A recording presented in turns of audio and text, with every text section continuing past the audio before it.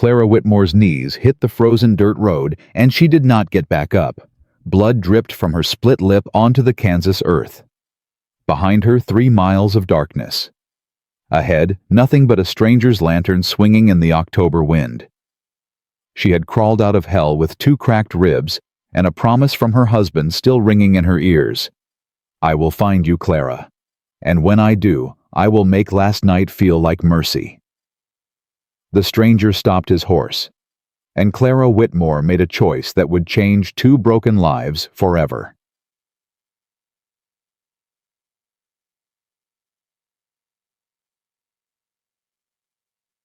Welcome, dear friend.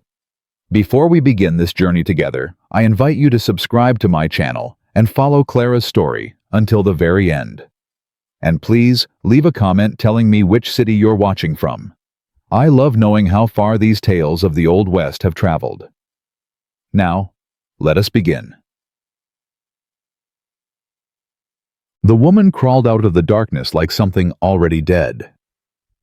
Caleb Hartwell saw her from 50 yards away, just a shape at first, moving wrong across the road. His horse, a gray mare named Ashes, snorted and pulled at the reins. Caleb squinted through the October cold, holding up his lantern. "Easy, girl," he murmured. Then the shape collapsed. Caleb did not move right away. 7 years of living alone had taught him caution. 7 years of avoiding trouble, avoiding people, avoiding anything that might crack open the door he had nailed shut inside his chest. He had buried his wife and daughter in Tennessee soil, and he had buried his heart right alongside them. But the shape on the ground did not move. "Damn it," Caleb muttered. He climbed down from Ashes and walked forward, boots crunching on the frozen dirt. The lantern light fell across a woman's body. Face down, arms stretched out in front of her, like she had been reaching for something she could not find. Her dress was torn at the shoulder. Her feet were bare. Bare feet. In October. In Kansas. Caleb knelt beside her and turned her over. And his blood went cold. Her face was a mess of bruises. Purple and black and yellow, layered like she had been beaten more than once, over days, maybe weeks. Her lip was split clean through, still wet with blood. Her left eye was swollen shut, and when Caleb lifted his lantern higher, he saw the marks on her throat, finger-shaped bruises, dark as death. Someone had tried to strangle this woman. "Ma'am." His voice came out rough. He had not spoken to another person in 11 days. "Ma'am, can you hear me?" Her good eye fluttered open, green like spring grass, but there was no hope in that eye. Only exhaustion, only surrender. "Please," she whispered. Her voice was barely a sound. "Please just leave me here." Caleb frowned. "Leave you here, ma'am, you'll freeze to death before sunrise." "I know." The words hit him like a fist to the chest. "You know?" He leaned closer, studying her face. "You're telling me you crawled out here to die?" She turned her head away, a tear sliding down her swollen cheek. "He's going to find me. He always finds me. And this time—" Her breath caught, and she winced, pressing a hand to her ribs. "This time he said he'd make it last." Caleb sat back on his heels. He looked down the dark road back toward the direction she had come from. Nothing but shadows and silence. Then he looked at the woman again, broken, bleeding, begging to be left in the cold to die. He thought about walking away. He thought about climbing back on Ashes and riding home to his empty ranch, his cold supper, his quiet that asked nothing of him. He thought about Sarah. He thought about little Emma. And then he did something he had not done in 7 years. He got involved. "What's your name?" he asked. She did not answer. "I ain't leaving you here to freeze, so you might as well tell me." A long silence. Then, "Clara. Clara Whitmore." "All right, Clara." Caleb slid one arm under her shoulders, another under her knees. When he lifted her, she cried out a sharp, broken sound that made his jaw clench tight. "I'm sorry. I know it hurts, but I need to get you somewhere warm." "No." She grabbed his shirt with one weak hand, her eyes wide with sudden terror. "No, please don't take me back. Don't take me back to him. I'd rather die, mister, I swear to God. I ain't taking you back to nobody, Caleb said firmly. I'm taking you to my ranch, 3 miles north. You'll be safe there. Clara stared at him. Her good eye searched his face, looking for the lie, looking for the trap. Caleb knew that look. He had seen it in the eyes of wounded animals, creatures so hurt they could no longer tell friend from predator. Why? She whispered. You don't know me. Why would you help me?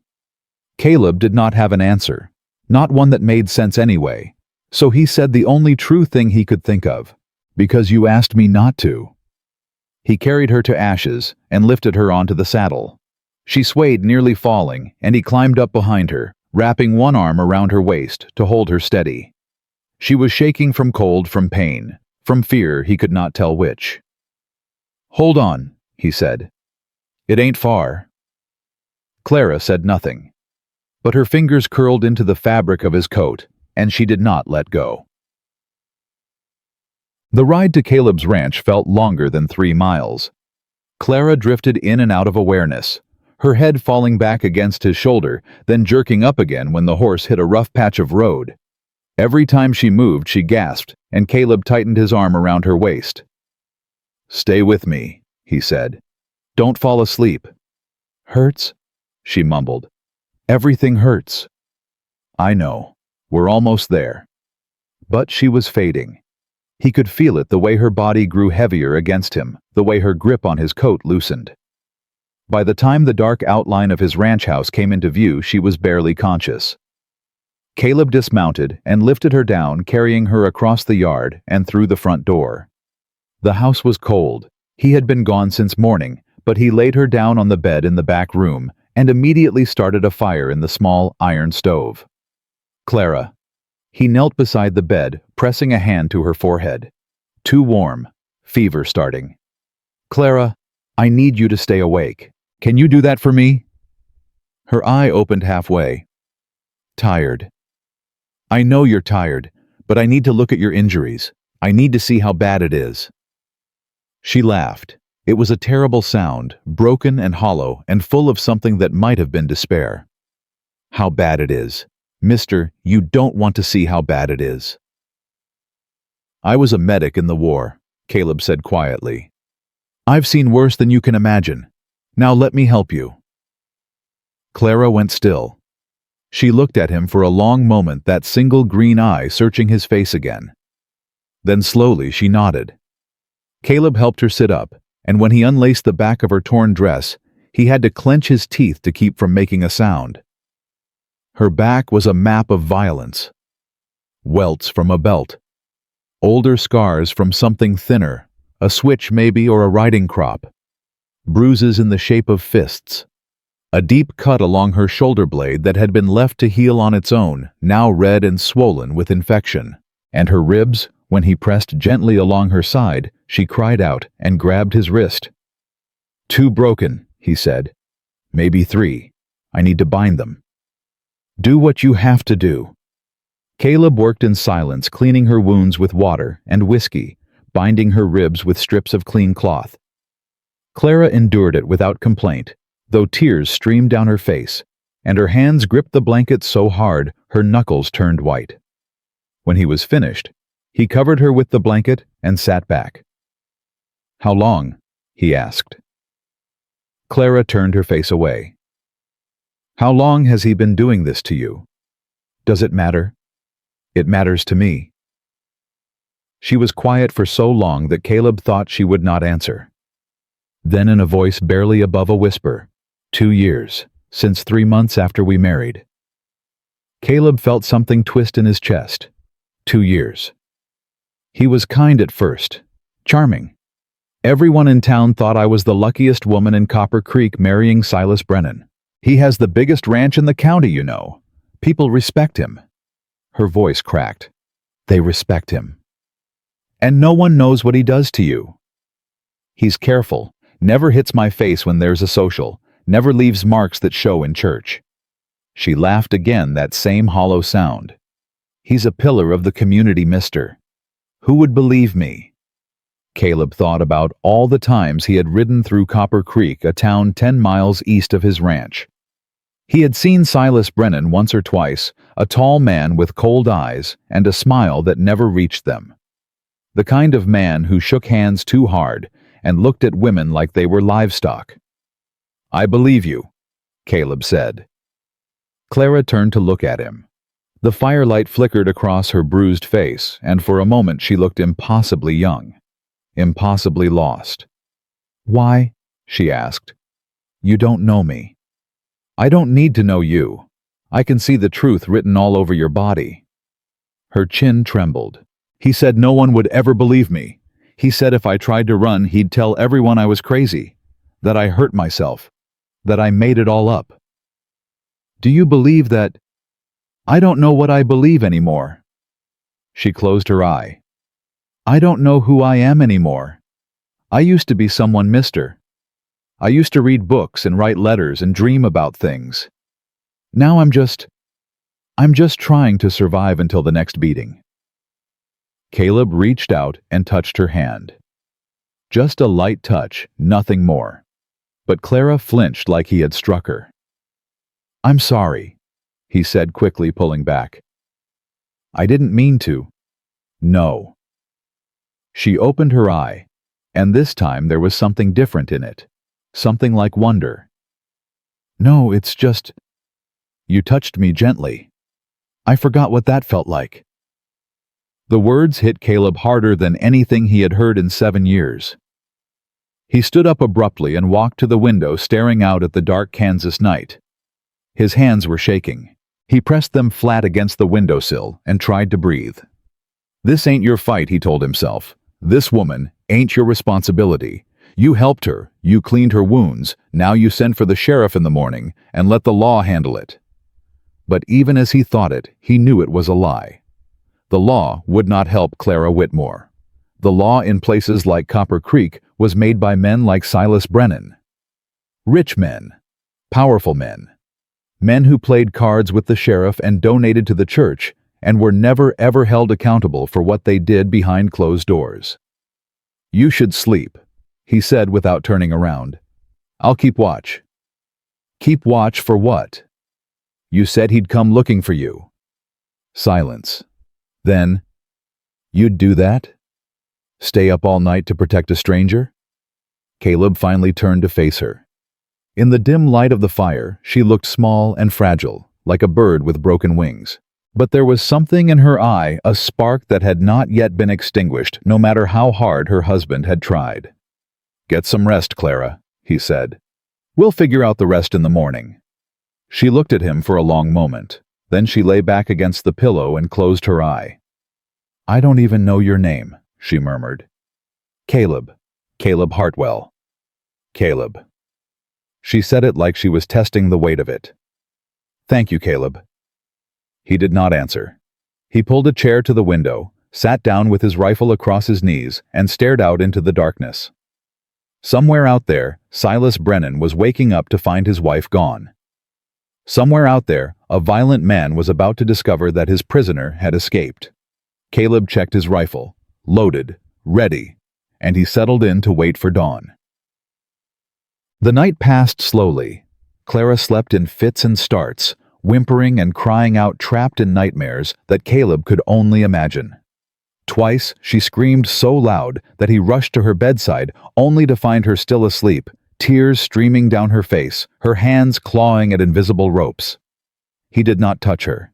He just spoke low and steady, until her breathing calmed and she settled back into uneasy sleep.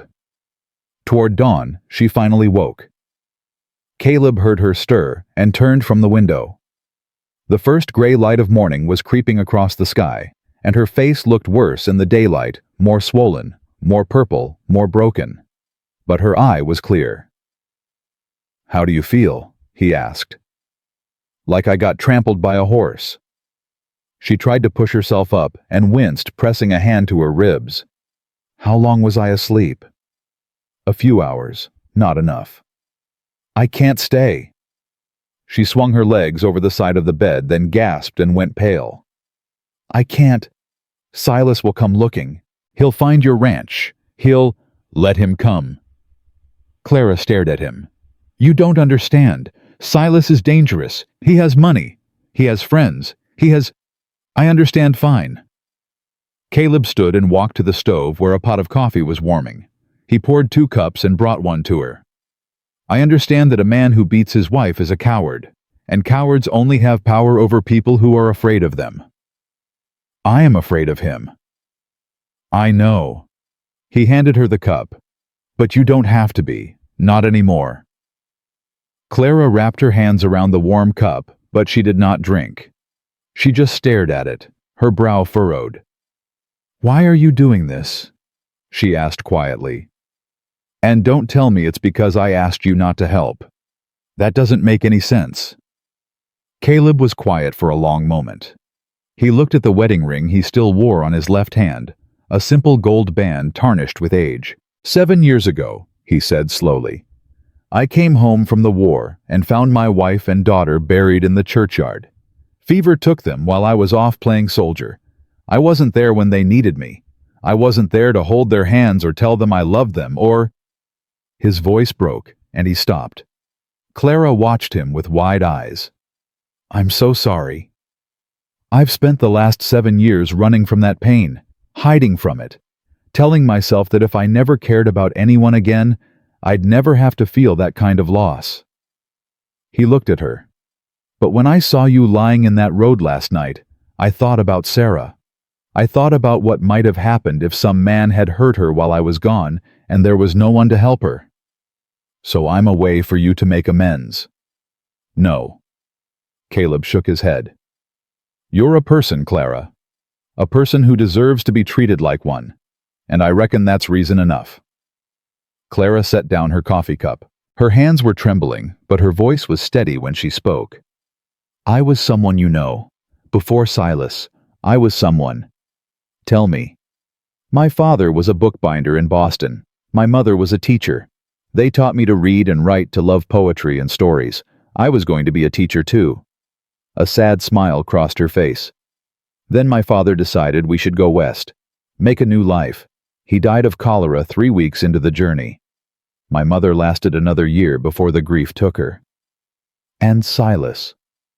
Silas was there, right when I was most alone, most afraid. He offered me protection, security, a home. Her smile turned bitter. I didn't know the price. You couldn't have known. Maybe not, but I know now. And last night when he tied me to the barn and told me he was going to make me pay for looking at another man, she stopped, her voice catching. I didn't look at anyone, Caleb, I swear. He imagined it. He imagines things and then punishes me for what he thinks I did. That ain't your fault. It feels like my fault. Everything feels like my fault. She pressed her hands to her face. He made me believe I deserve this. That's the worst part. Not the beatings, not the pain. He made me believe I deserve it. You don't. How do you know? Because no one does, Clara. No one. She lowered her hands and looked at him. The morning light was growing stronger now, falling across her bruised face, illuminating her single open eye. And Caleb saw something there that he had not seen before. A spark of defiance. He'll come for me, she said. You know that. I know. And when he does, there'll be trouble. For both of us. I know that too. So why risk it for a woman you just met? Caleb thought about his empty house, his empty life, the years stretching out behind him like a long flat road with no horizon. Then he thought about Sarah and Emma, about the love he had lost, about the promise he had made at their graves to live a life worthy of their memory. Because, he said slowly, I've spent 7 years being a ghost. Maybe it's time to be a man again. Clara was quiet for a long moment. Then she reached out and touched his hand tentatively, like she was afraid it might burn her. It didn't. Okay, she whispered. Okay. An hour later, the sound of hoofbeats echoed across the prairie. Caleb was on the porch before Clara could even rise from the bed. He grabbed his rifle and stepped to the edge of the stairs, watching the dust cloud approach from the east. "Stay inside," he called over his shoulder. "Is it him?" "I don't know yet. Just stay inside." The riders came into view, two men approaching fast. Caleb raised his rifle to his shoulder and waited. But the lead rider was not Silas Brennan. It was a gray-haired man with a star pinned to his chest, riding a chestnut horse that looked like it had seen better days. Sheriff Will McAllister. Caleb lowered his rifle, but he did not relax. "Sheriff?" McAllister reined in his horse at the gate and tipped his hat. "Hartwell. Been a while." "It has. Heard you might have some trouble out here." The sheriff's eyes swept across the ranch, then settled on the window where Clara was visible. "Mind if we talk?" Caleb glanced back at the house. Clara had stepped onto the porch, her face pale but determined. The sheriff's eyes went wide when he saw the bruises.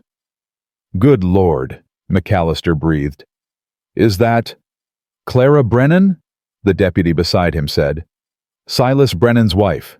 He came into town this morning raising hell, saying someone kidnapped her." Clara's voice cut through the morning air, sharp and clear, despite her injuries. "No one kidnapped me, Sheriff. I ran away, and I ain't going back." McAllister dismounted and walked toward the porch, his boots heavy on the hard ground. He stopped at the bottom of the stairs and looked up at Clara, his weathered face unreadable. "Mrs. Brennan," he said carefully, "your husband filed a complaint. Says this man—" he nodded toward Caleb— "took you by force. Says you're not in your right mind. Does this look like I'm not in my right mind?" Clara pulled back the sleeve of her borrowed shirt, revealing the bruises on her arm. "Does this look like a woman who needs to be taken back to her husband?" The sheriff studied the bruises. Then he looked at her face. Then he let out a long, slow breath. "No, ma'am," he said quietly. "It doesn't." "Then what are you going to do about it?" McAllister took off his hat and ran a hand through his gray hair. He looked tired, the kind of tired that comes from years of seeing things he could not fix. "That's complicated, Mrs. Brennan. Your husband is a powerful man. He's got friends. He's got money. And the law—" He stopped, his jaw tightening. "The law ain't always kind to women in your situation." "So you're going to send me back to him?" "No." The word came from Caleb, not the sheriff. He stepped forward, placing himself between Clara and McAllister. "No, she ain't going anywhere. Hartwell, I know you will. I know what kind of man you are. I fought beside you at Shiloh. You didn't become a lawman to protect men like Silas Brennan." McAllister met his eyes. For a long moment neither man spoke. Then the sheriff sighed. "No, I didn't." "Then help her." "It ain't that simple." "Make it simple." Caleb's voice was hard as iron. "You saw her face. You saw her arms. You know what kind of man does that to a woman. So make it simple, Will. Choose a side." The silence stretched out like the Kansas prairie, long and flat and endless. Then Sheriff McAllister put his hat back on and turned to his deputy.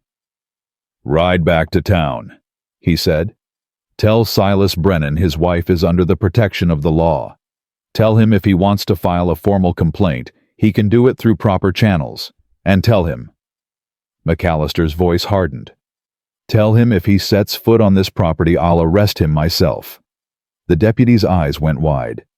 "Sheriff, you can't—" "I just did. Now ride." The deputy hesitated, then turned his horse and galloped back toward town. McAllister climbed the porch steps and stopped in front of Clara. He reached out and tipped his hat. "Ma'am, I'm sorry. I'm sorry for what was done to you, and I'm sorry I didn't see it sooner. But I give you my word." He glanced at Caleb. "Both of you, I'll do everything in my power to make sure you're protected." Clara's chin trembled. "You believe me? I believe what I see with my own eyes, and I see a woman who's been through hell." He turned to go, then stopped. "This ain't over, you know. Silas Brennan ain't the type to let things go. He'll fight." "Let him," Caleb said. McAllister looked at him for a long moment. Then slowly he nodded. It's good to see you come back to life, Hartwell. I was starting to think you'd stay buried forever." He mounted his horse and rode away, leaving Caleb and Clara alone on the porch. For a long time neither of them spoke. Then Clara said quietly, "What happens now?" Caleb looked out at the prairie, at the vast empty sky stretching in every direction. The morning sun was rising higher now, burning gold across the fields. "Now," he said, "we wait." For what? For the storm to come.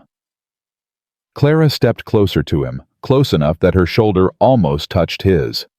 She was still shaking, still pale, still broken, but she was standing. "Will you stay with me?" she whispered. "When the storm comes." Caleb looked at her, this woman he had known for less than a day, who had already cracked open something inside him that he had thought was sealed forever. "Yes," he said, "I'll stay." And somewhere in the distance, a rider was already galloping toward Copper Creek, carrying news to a violent man that his wife had found shelter. The storm was coming. But for the first time in 7 years, Caleb Hartwell was ready to face it. The hours after Sheriff McAllister left moved slow as molasses in winter. Clara sat at the small wooden table in Caleb's kitchen, her hands wrapped around a cup of coffee that had long gone cold. She had not spoken in nearly an hour. Caleb did not push her. He knew that kind of silence, the kind that comes after years of being told your voice does not matter. Finally she said, "He won't stop." Caleb looked up from the rifle he was cleaning. "I know." "You don't understand." Clara's voice was flat empty. "Silas doesn't lose. He's never lost anything in his life. His father left him. That ranch left him money, left him connections. The whole town bows to him like he's some kind of king. Kings can fall. Not this one." She shook her head slowly. "I watched him destroy a man once, a farmhand who spoke back to him. Silas didn't hit him. That's not how he works, not with other men. He just ruined him, spread rumors, called in debts. Within 3 months, that man lost his farm, his family, everything. Last I heard, he was drinking himself to death in some saloon in Wichita." Caleb set down his rifle. "And you think he'll do the same to me? I think he'll do worse." Clara finally looked at him, and her green eye was filled with something that might have been fear or might have been guilt. "You should send me away, Caleb. Find me a stagecoach heading east, give me enough money for a ticket, and forget you ever saw me. It's the only way you'll be safe." "No." "Caleb." "I said no." He stood and walked to the window, looking out at the empty prairie. "I've been safe for 7 years, Clara. Safe and alone and dead inside. I ain't interested in safe anymore." Clara was quiet for a long moment. Then she said softly, "Why do you still wear your wedding ring?" The question hit him like a punch to the gut. Caleb looked down at his left hand at the simple gold band that had lived on his finger for 12 years. "Because I made a promise," he said. "Till death do us part. Her death didn't change that." "Do you still love her?" "I'll always love her. Sarah was—" He stopped, his throat tight. "Sarah was the best part of me. When she died, that part died too." "I don't believe that." Caleb turned to look at her. "What? I don't believe the best part of you died." Clara stood slowly, wincing at the pain in her ribs, and walked toward him. "A dead man wouldn't have stopped for a stranger in the road. A dead man wouldn't have cleaned my wounds and sat up all night to protect me. A dead man wouldn't be standing here right now, ready to fight a battle that isn't his. This is my battle now. Why? Because you decided it was... because you needed someone." Caleb's voice was rough. "And I was there. That's how it works, Clara. That's how it's supposed to work. People help each other. They protect each other. They don't..." He stopped, his hands clenching into fists. "They don't do what Silas did to you." Clara reached out and touched his arm. This time she did not flinch. This time her hand was steady. "You're a good man, Caleb Hartwell. I'm a tired man. Those aren't mutually exclusive. A small smile crossed her bruised face. My mother used to say that goodness isn't about being perfect. It's about being tired and broken and choosing to do the right thing anyway. Your mother sounds like a wise woman. She was. Clara's smile faded.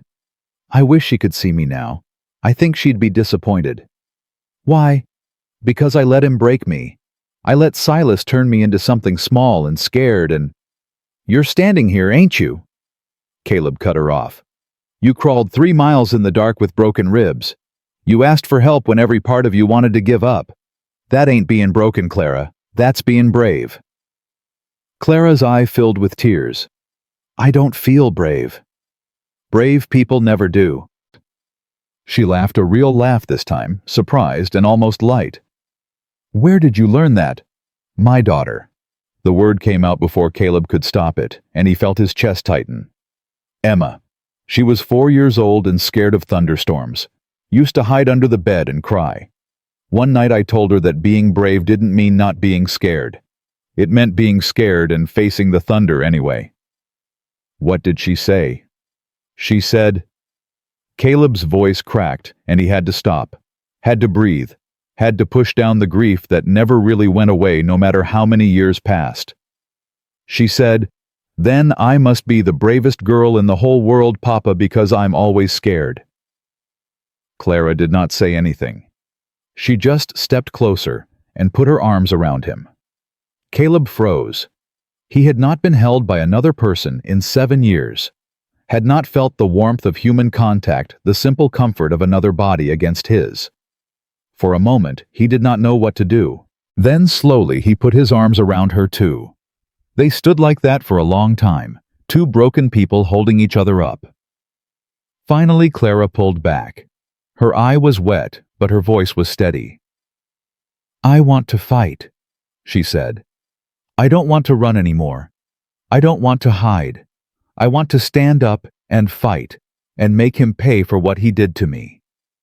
That's dangerous. I know. He could kill you. He was already killing me, Caleb, slowly, every day. Every beating, every cruel word, every night I spent tied up in that barn, he was killing me piece by piece. She lifted her chin. At least this way, I get to choose how I go down.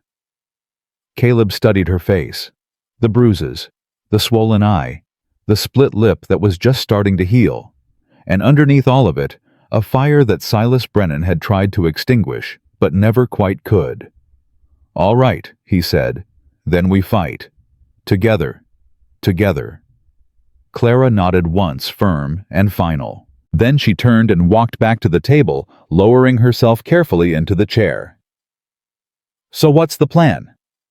Caleb sat down across from her. First, we need to get you healthy. Those ribs need time to heal. That infection on your back needs proper medicine. I can't afford a doctor. I can. I won't take your charity. It ain't charity. Caleb leaned forward. It's an investment. Can't fight if you can't stand. Clara opened her mouth to argue, then closed it again. A reluctant smile tugged at the corner of her lips. You're stubborn, you know that. I've been told. By your wife. Every damn day. And for the first time in 7 years, Caleb smiled when he said it. The afternoon sun was starting to sink toward the horizon when the sound of hooves returned. This time, Caleb was ready. He grabbed his rifle and stepped onto the porch before the rider even came into view. Clara appeared in the doorway behind him, her face pale but determined. Stay inside, Caleb said. No. He turned to look at her. Clara. I said no. She stepped onto the porch beside him. I'm done hiding. Whatever's coming, I face it standing up. Caleb wanted to argue, but there was something in her eye that stopped him. A strength he had not seen before. A resolve that had been buried under years of abuse, but was now clawing its way back to the surface. Fine, he said, but stay behind me. The rider came into view, and Caleb felt his grip tighten on his rifle.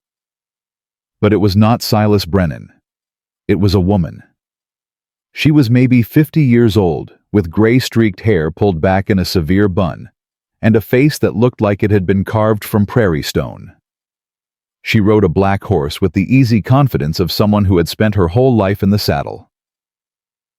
"Dr. Holloway," Caleb said, lowering his rifle slightly. "What brings you out here?" The woman dismounted and tied her horse to the fence post. "Sheriff McAllister sent me. Said you had a patient who needed tending." Her sharp eyes moved to Clara, taking in the bruises, the way she held her ribs, the exhaustion etched into every line of her face. "I'd say he was right." Clara stiffened. "I don't need—" "Yes, you do." Dr. Holloway climbed the porch steps and stopped in front of her. "I've been a doctor on this frontier for 23 years, young lady. I've seen every kind of wound a human body can suffer, and I've seen what happens when people don't get proper treatment." She held up a black leather bag. "Now, are you going to let me help you, or are you going to stand there being stubborn until you collapse?" Clara glanced at Caleb. He nodded slightly. "All right," Clara said, "but I don't have any money." "Did I ask for money?" Dr. Holloway pushed past her into the house. "Men. Always assuming everything is a transaction. Come on, then. Let's see what that bastard did to you." Clara followed her inside, leaving Caleb alone on the porch.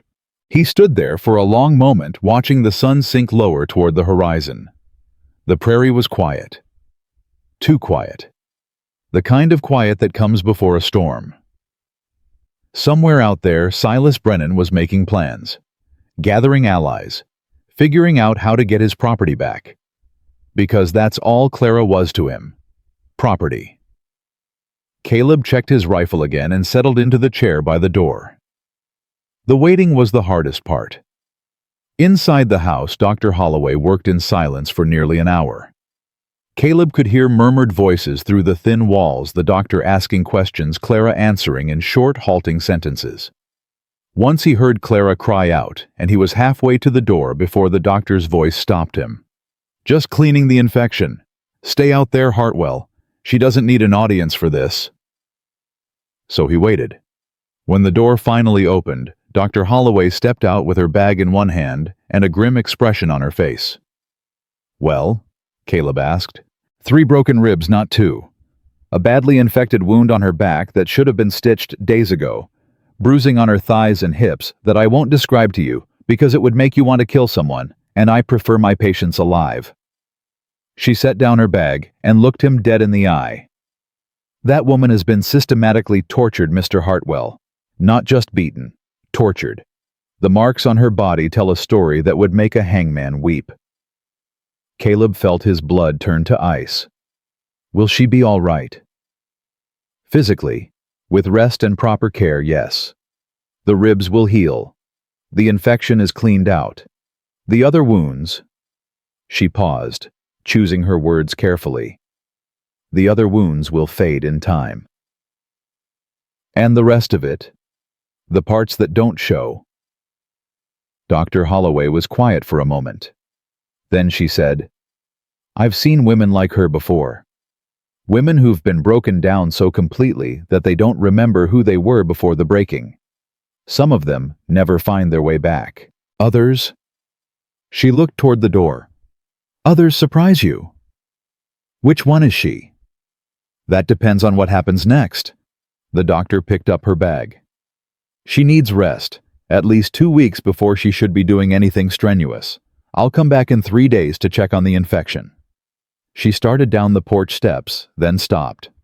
"Mr. Hartwell?" "Yes." "Silas Brennan came to my office 6 months ago. Wanted me to sign a paper saying his wife was mentally unstable. Said she was hurting herself, making up stories, needed to be committed to an asylum." Dr. Holloway's jaw tightened. "I refused. Told him I'd need to examine her myself before I signed anything. He never brought her in." "Why are you telling me this?" "Because I want you to understand what kind of man you're dealing with." She mounted her horse and looked down at him. "Silas Brennan doesn't just want to hurt his wife. He wants to erase her. Make it so no one believes a word she says. Make it so she disappears from the world without anyone asking questions. She gathered the reins. Don't let him. Then she was gone, riding off into the gathering dusk. Caleb stood on the porch until she disappeared from view. Then he went inside. Clara was sitting on the edge of the bed, dressed in one of his old shirts that hung past her knees. Her hair was loose around her shoulders, still damp from the washing.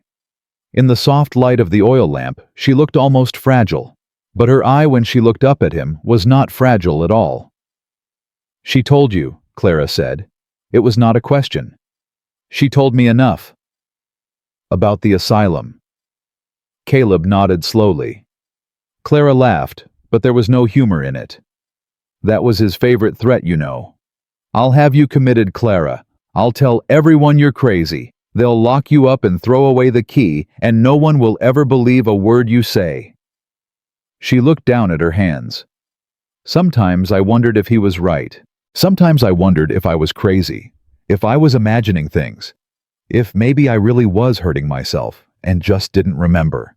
You're not crazy. How do you know? Because crazy people don't question whether they're crazy. Caleb sat down in the chair across from her. And because I've seen the marks on your body. Those aren't self-inflicted. Those are the marks of a man who enjoys causing pain. Clara flinched. He does. Enjoy it, I mean. He likes to watch me cry. He likes to hear me beg. He says it makes him feel powerful. Her voice dropped to a whisper. He says it's the only time I'm honest with him. Caleb felt a cold rage building in his chest, but he kept his voice steady. Clara, look at me. She raised her eye to meet his. That man is sick. Whatever he told you, whatever he made you believe, it was lies. All of it. You are not his property. You are not his punching bag. You are not crazy or broken or worthless. You are a human being who deserves to be treated with dignity and respect. And I swear to you, on my wife's grave and my daughter's memory, I will not let him hurt you again. Clara stared at him for a long moment. Her lip trembled. Her eye filled with tears, and then she broke. The sobs came from somewhere deep inside her, somewhere that had been locked away for years. She cried for the girl she used to be, the one who loved books and dreamed of teaching.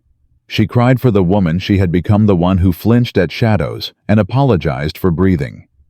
She cried for the 2 years she had lost, the bruises that never fully healed, the nights spent tied up in a dark barn, wondering if this would be the night he finally went too far. Caleb moved to sit beside her on the bed. He did not hold her, he had learned that much. Instead, he just sat there, close enough that she could feel his presence, far enough that she did not feel trapped. Let it out, he said quietly. Let it all out. And she did. She cried until there were no tears left. Until her throat was raw and her body was shaking, and she felt hollowed out, empty, like someone had scraped her clean from the inside. Finally, she wiped her face with the back of her hand and looked at him. I must look like a mess. You look like someone who's been carrying a heavy load for a long time and finally set it down. Clara managed a small, watery smile. Is that your way of saying I look terrible? That's my way of saying you look human. She laughed just a little. You're strange, Caleb Hartwell. I've been told. By your wife. By pretty much everyone I've ever met. He paused. But Sarah was the only one who made it sound like a compliment. Clara was quiet for a moment. Then she said, Tell me about her. About Sarah. Caleb hesitated. He had not talked about Sarah in years, had not allowed himself to remember the good parts, the happy parts. The pain of losing her had been so overwhelming that he had buried all of it, the grief and the joy alike, just to survive. But Clara was looking at him with those green eyes, and something about her gaze made him want to remember. She was a school teacher, he said slowly. Back in Tennessee. I met her at a church social when I was 19. She was wearing a blue dress with little white flowers on it, and she was laughing at something her friend said, and I thought... He stopped, swallowing hard. I thought she was the most beautiful thing I had ever seen. Was she? She was more than beautiful. She was kind, and smart, and stubborn as a mule when she thought she was right, which was most of the time. A ghost of a smile crossed his face. She used to read to me at night, poems mostly. She loved poetry, said it was like music made out of words. What happened to her? The smile faded. The war happened. I enlisted in '61 right after Fort Sumter. Thought I was doing the right thing. Thought I'd be home in a few months. He shook his head. It was 4 years before I saw Tennessee again. And by then, the fever. Typhoid. It swept through the whole town. Took Sarah and Emma in the same week. His voice cracked. They buried them while I was marching through Georgia. I didn't even know they were sick. I didn't know they were dying. I was 100 miles away, and I didn't know. Clara reached out and took his hand. Her grip was gentle but firm. It wasn't your fault. I should have been there. You couldn't have stopped the fever, Caleb, even if you had been there. Maybe not. But I could have held them. I could have told them I loved them. I could have been there when they needed me most instead of off playing soldier in somebody else's war. He looked down at their joined hands. I promised Sarah I would always protect her. I broke that promise. No. Clara's voice was fierce. No, you did not break your promise. You went to war because you believed in something. You fought for something. That's not breaking a promise, that's being a man of conviction. And what good did my convictions do? My wife and daughter are dead. My country is still broken. Nothing changed. Nothing got better. You don't know that. Clara squeezed his hand. You don't know what might have happened if men like you hadn't fought. You don't know what kind of world we'd be living in now. Maybe it would be worse. Maybe it would be much worse. Maybe. And Sarah, your Sarah, she married a soldier. She knew what she was getting into. She knew there was a chance you might not come back. She accepted that risk because she loved you and believed in you. Clara's eye was bright with unshed tears. Don't dishonor her memory by blaming yourself for something that wasn't your fault. Don't spend the rest of your life punishing yourself for a crime you didn't commit. Caleb stared at her. This woman he had known for less than 2 days, who had been beaten and broken and nearly destroyed, was sitting here telling him to forgive himself. How do you do that? He asked. Do what? See so clearly, after everything you've been through. Clara smiled, sad and soft. Maybe that's why I can see it, because I've been in the dark so long. Because I know what it's like to carry guilt that isn't yours. She released his hand and leaned back against the headboard. Silas used to tell me that everything was my fault, that he hit me because I made him angry, that he locked me up because I couldn't be trusted, that he hurt me because I deserved it. And for a long time, I believed him. And now I'm starting to see the truth. She looked at him steadily. The truth is that Silas hurt me because he wanted to hurt me, because hurting me made him feel powerful, because he's a sick, broken man who takes pleasure in other people's pain. That's not my fault. It was never my fault. No, it wasn't. And Sarah dying wasn't your fault either, Caleb. You were fighting a war. You were trying to do something good. The fever came whether you were there or not. The only difference is that if you had been there, you might have died too. And then who would have been here to find me on that road last night? The words hit Caleb like a thunderclap. He had never thought of it that way. Had never considered that his survival might have a purpose beyond his own grief. That maybe, just maybe, he had been spared for a reason. I don't know if I believe in fate, he said slowly. Neither do I. Clara shrugged. But I believe in choices. You chose to stop for a stranger. You chose to help me. You're choosing right now to fight for someone you barely know. Those are your choices, Caleb. They're not fate. They're you. Caleb looked at her for a long moment. The bruises on her face were starting to yellow at the edges, the first signs of healing. Her eye, once dull with despair, was bright and clear. Something was changing in her. Something was coming back to life. And maybe, just maybe, something was changing in him too. "You should rest," he said finally. "Doctor's orders." "Are you going to sit up all night again?" "Probably." Clara nodded. She started to lie down, then stopped. "Caleb." "Yeah." "Thank you. For everything. For stopping and for staying and for—" She hesitated. "For seeing me. The real me. Not the broken thing Silas tried to turn me into." Caleb stood and walked to the door. He paused with his hand on the frame. "I don't see a broken thing, Clara. I see a woman who survived. And that's the most beautiful thing I've seen in a long time." He walked out before she could respond, closing the door softly behind him. Outside, the night was dark and cold. The stars were hidden behind a layer of clouds, and the wind carried the smell of rain. A storm was coming, a real one, not just the metaphorical kind. Caleb settled into his chair on the porch, rifle across his knees, and stared out at the darkness. Somewhere out there, Silas Brennan was plotting his revenge. Somewhere out there, a violent man was counting the hours until he could reclaim what he believed was his. But Caleb was ready. For the first time in 7 years, he had something worth fighting for, and he would not let it go without a fight. The storm broke just before dawn. Rain came down in sheets, turning the dirt road into a river of mud. Thunder rolled across the prairie like the hooves of 1,000 horses. Lightning split the sky, illuminating the darkness in brief, blinding flashes. Caleb had not slept. He sat on the porch, watching the storm rage, his rifle never leaving his hands. The rain soaked through his coat and his shirt and his skin, but he did not move. He was waiting. And just after the first gray light of morning appeared on the horizon, his wait came to an end. 3 riders emerged from the storm. They came from the east, from the direction of Copper Creek.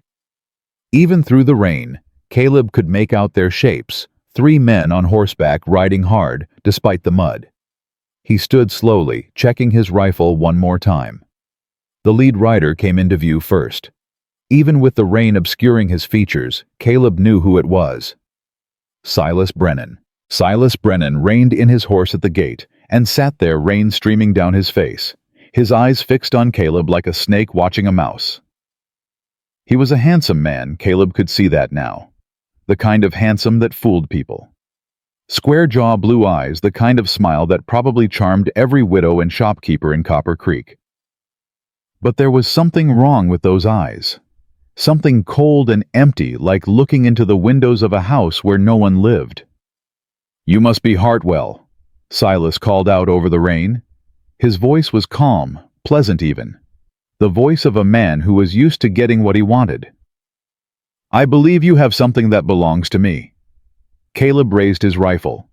"Turn around and ride back the way you came." Now. Silas held up his hands in a gesture of peace, but his smile never reached his eyes. "There's no need for violence. I'm just here to collect my wife. She's not well, you see. She has episodes, gets confused, wanders off." "She didn't wander, she ran." "Is that what she told you?" Silas shook his head slowly, like a parent dealing with a troublesome child. "Clara has a vivid imagination, always has. She makes up stories, tells lies. The doctor in town can confirm it. She's mentally unstable, needs to be looked after." "The doctor in town refused to sign your commitment papers," Caleb said. "I know all about it." For just a moment, something flickered in Silas's eyes. Anger. Surprise. Then it was gone, replaced by that same smooth smile. Dr. Holloway is a sentimental old woman who doesn't understand the complexities of marriage. What happens between a husband and wife is private. It's not the business of strangers. It becomes my business when a woman crawls onto my land half dead from beatings. Silas's smile tightened. Whatever injuries Clara has, she inflicted on herself. She does that, you know. Hurts herself, and then blames me. It's a sickness.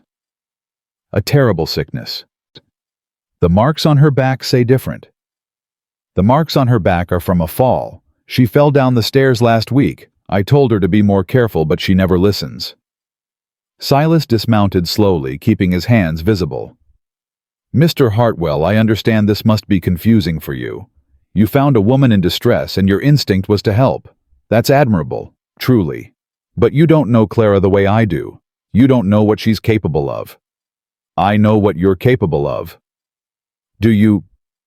Silas took a step forward, and Caleb raised his rifle higher. I'm capable of a great many things, Mr. Hartwell. I'm capable of being a patient man. I'm capable of being a reasonable man. But I'm also capable of being a very dangerous man when someone takes what's mine. She ain't yours. She is my wife. In the eyes of God and the law, she belongs to me. Silas's voice hardened. Now I've tried to be civil about this. I've tried to explain the situation, but my patience is wearing thin. Bring Clara out here, and we'll be on our way. No harm done. We'll forget this whole misunderstanding ever happened. No. Silas's mask slipped just for a second. The charm disappeared, replaced by something ugly and raw. No. You're going to stand there and tell me no? That's exactly what I'm telling you. You don't know who you're dealing with, Hartwell. I own half this county. I have friends in the sheriff's office, the courthouse, the state legislature. I can make your life very difficult. You can try. Silas stared at him for a long moment. The rain was starting to let up, but the air still felt charged electric. The two men behind Silas shifted in their saddles, hands moving toward their guns. Then Silas laughed. It was a cold sound, empty of any real humor. You know what I think, Hartwell? I think you've been alone too long. I think you've forgotten how the world works. A man takes in a stray, feeds it, protects it, and suddenly he thinks he owns it. He took another step forward. But Clara is not a stray. She's my wife, and I will have her back.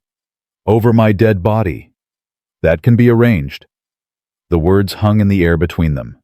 Caleb felt his finger tighten on the trigger, and then a voice rang out from behind him. Silas. Clara stepped onto the porch. Caleb's heart dropped. Clara, get back inside. No. Her voice was steady, stronger than he had ever heard it. No more hiding. No more running. She walked down the porch steps past Caleb and stopped in the middle of the yard. The rain had slowed to a drizzle, and it ran down her face like tears. But her eye was dry. Her chin was high. Silas's expression changed when he saw her. The anger faded, replaced by something that almost looked like tenderness. Almost. Clara, darling, there you are. He held out his hand. Come home. I've been so worried about you. Don't. Don't what, sweetheart? Don't pretend. Clara's voice cracked, but she did not waver. Don't stand there and pretend you love me. Don't pretend you were worried. You weren't worried, Silas. You were angry. Angry that your property escaped. Clara, I am not your property. She took a shaky breath. I am not your punching bag. I am not your prisoner. I am a human being, Silas. A human being that you tortured for 2 years. Silas's face darkened. You're confused. You've been listening to lies. The only lies I ever listened to were yours. Clara's hands were trembling, but her voice grew stronger with every word. You told me no one would believe me. You told me I was crazy. You told me I deserved everything you did to me. And I believed you. For 2 years I believed every word. Because it was true. No. Clara shook her head. No, it wasn't. I see that now. I see you now. You're not powerful, Silas. You're not strong. You're just a small, scared man who has to hurt women to feel like he matters. The mask shattered. Silas's face twisted with rage and he lunged forward. You ungrateful little... Caleb stepped between them, rifle raised. One more step, and I put a bullet in your chest. Silas stopped. His breath was coming hard, his hands clenched into fists. Behind him, his men drew their guns. For a long moment, no one moved. Then Silas smiled again. But this time, there was no pretense. This time the smile was all teeth and no warmth. "You think this is over, Hartwell? You think you can just take my wife and ride off into the sunset?" He laughed. "This is just the beginning. I'm going to destroy you. I'm going to take your ranch, your reputation, everything you have. And when you're broken and beaten and begging for mercy, I'm going to take Clara back. And I'm going to make her watch while I burn everything you love to the ground. Get off my land. I'm going. For now." Silas backed toward his horse, never taking his eyes off Caleb. "But I'll be back. And next time I won't be so civilized." He mounted his horse and turned to his men. "Let's go." The three riders wheeled around and galloped back toward the east, disappearing into the gray morning mist. Caleb lowered his rifle. His hands were shaking. Clara stood motionless in the yard, staring after them. Then slowly, her legs gave out, and she sank to her knees in the mud. Caleb was beside her in an instant. Clara, look at me." She turned to him, and there were tears on her face now. Real tears. "I did it," she whispered. "I stood up to him. I said the words." "You did." "I was so scared, Caleb. I was so scared I thought I was going to die. But you didn't. You stood your ground." Clara laughed a shaky, disbelieving sound. "I stood my ground. I actually stood my ground." Caleb helped her to her feet. Her whole body was trembling, but there was something different in her face. Something bright and fierce that had not been there before. "He's going to come back," she said. "You know that. He's going to come back with more men, more guns, more threats." "I know. And he won't stop. Not until one of us is dead." "I know that too." Clara looked at him. "Are you sure you want this fight? Are you sure you want to go to war for a woman you barely know?" Caleb thought about the question. Really thought about it. He thought about Sarah and Emma lying in that Tennessee churchyard. He thought about the 7 years he had spent hiding from life, hiding from pain, hiding from anything that might make him feel again. And he thought about Clara. The fire in her eye, the courage it had taken to walk out onto that porch, the strength she had shown standing in the rain facing down the monster who had broken her. "I've never been more sure of anything in my life," he said. Clara stared at him for a long moment. Then she reached up and touched his face, her fingers light against his stubbled jaw. "Then we fight," she said. "Together. Together." The morning sun broke through the clouds, casting long shadows across the muddy yard. Caleb and Clara stood there, two broken people who had somehow found each other in the darkness. The war was just beginning, but for the first time, neither of them was fighting alone. The next few days passed in a strange kind of calm. Caleb knew it was the calm before the storm. Silas Brennan was not the type to make threats and walk away. He was planning something, gathering his forces, preparing for the next attack. But for now, there was peace. Clara's ribs were healing. The infection on her back was clearing up. Dr. Holloway came by every other day to check on her, and each time she left she nodded with something like approval. "She's stronger than she looks," the doctor told Caleb one afternoon. "Most women in her condition would have given up long ago, but not her. There's iron in that one." "I know." "Do you, doctor?" Holloway fixed him with a sharp look. "Do you know what you're getting into, Hartwell? This isn't going to end clean. Silas Brennan has money power connections. He's going to fight dirty. I expect nothing less. And you're willing to risk everything. Your ranch, your freedom, maybe your life." Caleb looked toward the house where Clara was visible through the window, sitting at the table with a book in her hands. She had asked him to find something for her to read, and he had dug out an old volume of poetry that had belonged to Sarah. He had watched Clara's face light up when she opened it, and something in his chest had cracked wide open. "Some things are worth risking everything for," he said. Dr. Holloway was quiet for a moment. Then she nodded. "I suppose they are." That evening, Clara asked him about the poetry book. It was Sarah's, Caleb said. She loved poetry, read it every night before bed. And you kept it all these years. Couldn't bring myself to throw it away. Couldn't bring myself to read it either. Clara held the book carefully like it was something precious. Would it bother you if I read from it? Caleb was quiet for a moment. Then he shook his head. I think Sarah would have liked that. So Clara read. She read poems about love and loss, about death and rebirth, about the small beauties of the world that so often go unnoticed. Her voice was soft but clear, filling the small house with words that Caleb had not heard in 7 years. And as he listened, something strange happened. The pain did not go away. It would never go away completely.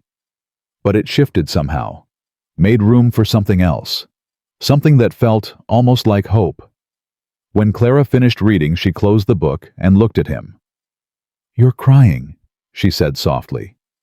Caleb raised a hand to his face. She was right. He was. I'm sorry, he said, wiping his eyes. I don't know what... Don't apologize. Clara set down the book and moved to sit beside him.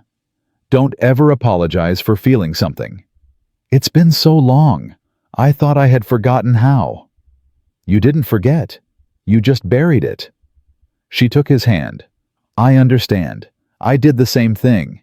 When the pain gets too much, you learn to shut it out. But the thing is, Caleb, when you shut out the pain, you shut out everything else too. The joy, the love, the hope. You can't feel one without the other. That's what Sarah used to say. She sounds like a wise woman. She was. Caleb looked at Clara. In the lamplight, her bruises were fading, and he could see the woman she was becoming. Not the broken creature he had found on the road, but someone strong and fierce and alive. You remind me of her sometimes. Is that a good thing or a bad thing? A good thing. A very good thing. Clara smiled. It was the first real smile he had seen from her. Not sad, not bitter, not forced. Just a simple, genuine smile that lit up her whole face. Caleb Hartwell, she said, you are the strangest man I have ever met. I've been told. And the best. He did not know what to say to that. So he just sat there holding her hand, listening to the wind outside, feeling something he had not felt in 7 years. Peace. It did not last. Sheriff McAllister arrived the next morning with news that made Caleb's blood run cold.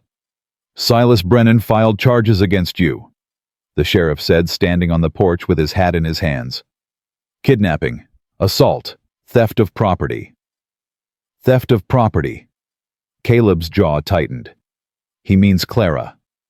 He means a horse. Says you stole a mare from his stable the night Clara disappeared. That's a lie. I know it's a lie, but it's a lie with witnesses. McAllister looked tired. 3 of Silas's men swear they saw you ride off with the horse. The judge has issued a warrant for your arrest. Clara appeared in the doorway, her face pale. This is my fault. He's punishing you because of me. This isn't your fault, Caleb said firmly. This is Silas. This is what he does. What can we do? Clara asked the sheriff. There has to be something. McAllister was quiet for a long moment. Then he said, There might be, but it's risky. Tell us. The charges against Caleb are based on Silas's testimony and the testimony of his men. If we can prove that Silas is lying, if we can prove what he really did to you, Clara, then the whole case falls apart.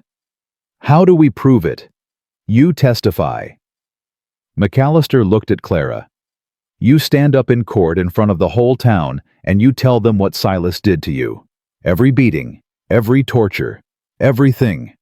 Clara's face went white. In front of everyone? In front of everyone. And it won't be easy. Silas's lawyer will try to tear you apart. He'll call you crazy, hysterical, a liar. He'll make you relive every terrible moment and then try to convince the jury that you made it all up. And if they don't believe her, Caleb asked, then you go to prison and Clara goes back to her husband. The words hung in the air like a death sentence. Clara's hands were shaking. Caleb could see her mind racing, see the fear threatening to overwhelm her. For a moment he thought she might break. Then she lifted her chin. When is the trial? 1 week from today. 1 week. Clara nodded slowly. Then I have 1 week to get ready. Clara, you don't have to. Caleb started. Yes, I do. She turned to him, and her eye was blazing. I have been silent for 2 years. I have been beaten and tortured and broken, and I have never said a word. Not to the doctor, not to the preacher, not to anyone. Because I was afraid. Because I thought no one would believe me. She took a shaky breath.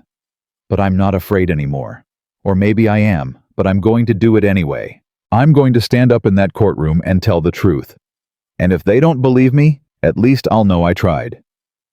Caleb looked at her. This woman who had crawled out of darkness, who had survived things that would have destroyed most people, who was now willing to relive her worst nightmares in front of a hostile crowd just to save him. You're the bravest person I've ever known, he said. I'm the most terrified person I've ever known, she replied. But I remember what you told me. Brave people never feel brave, they just feel scared and do it anyway. Sheriff McAllister cleared his throat. I'll do what I can to help. I'll talk to the judge, make sure you get a fair hearing. But I won't lie to you, this is going to be hard. Silas has a lot of friends in this town. A lot of people who owe him money, who depend on him for business. They're not going to want to believe that their golden boy is a monster. Then we'll have to show them, Clara said. We'll have to show them the truth. McAllister put his hat back on. I'll be in touch. In the meantime, stay safe, both of you. He rode away, leaving Caleb and Clara standing on the porch. For a long moment, neither of them spoke. Then Clara said, 1 week. 1 week. She turned to him, and there was something in her eye that he had not seen before. Not fear, not despair. Something else. Determination. Then we'd better get to work. The days that followed were the hardest of Clara's life. Every night she sat at the table with Caleb and practiced her testimony. She told him everything. The first time Silas hit her. The first time he locked her in the barn. The first time he did things so terrible she could barely speak the words. And every time she broke down, every time the memories became too much, Caleb was there. He did not touch her unless she asked. He did not push her to continue. He just sat there steady as a rock, waiting for her to find her strength again. I don't know if I can do this, she said one night, her face buried in her hands. I don't know if I can stand up in front of all those people and say these things. You can. How do you know?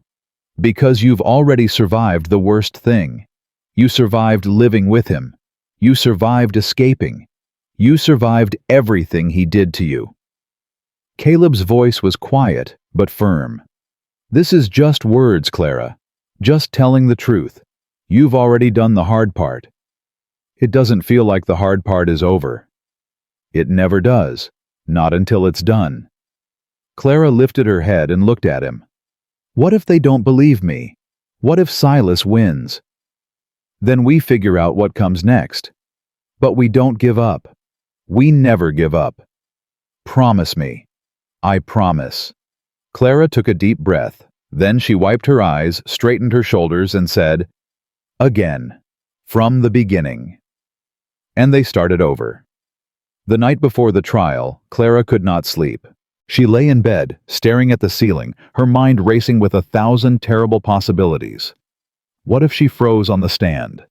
What if she said the wrong thing? What if the jury looked at her and saw exactly what Silas wanted them to see? A crazy woman making up stories. Around midnight, she gave up on sleep and walked out onto the porch. Caleb was there sitting in his chair rifle across his knees. He looked up when she appeared. Couldn't sleep, he asked. No. She sat down on the step beside him. I keep thinking about tomorrow, about everything that could go wrong. A lot could go wrong. That's not very reassuring. I'm not trying to reassure you. Caleb looked at her. I'm trying to be honest. Tomorrow is going to be hard. Maybe the hardest thing you've ever done. And there's no guarantee it's going to work. Then why are we doing it? Because it's the right thing to do. Because the truth matters. Because you deserve to be heard, even if some people don't want to listen. Clara was quiet for a long moment. Then she said, "Caleb, if things go wrong tomorrow, if I lose, if they send you to prison, I want you to know something." "What?"